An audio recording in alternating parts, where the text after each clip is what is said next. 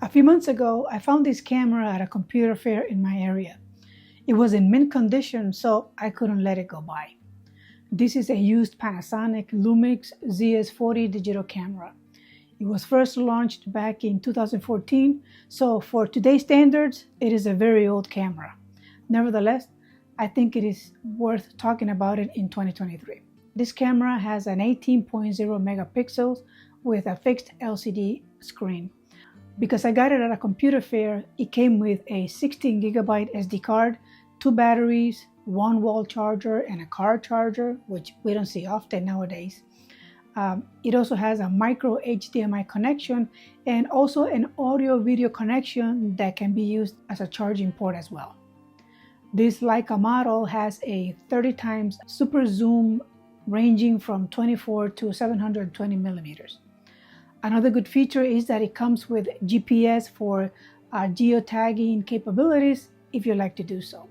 It also has Wi-Fi functionality that enables instant connection for transferring photos and videos to linked mobile devices. You can use the Panasonic Image app on your smartphone to use it as a control remote for shooting or viewing your videos or your images. This camera is in mint condition and it takes great pictures for casual photographers and videographers like me.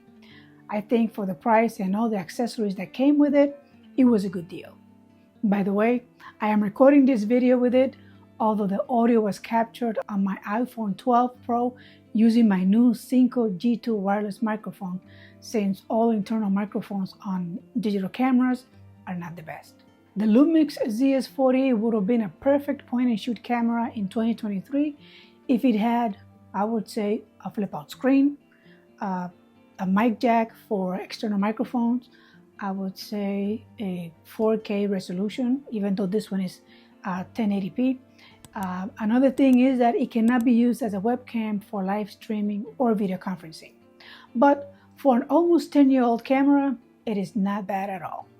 Thank you for watching, and be well.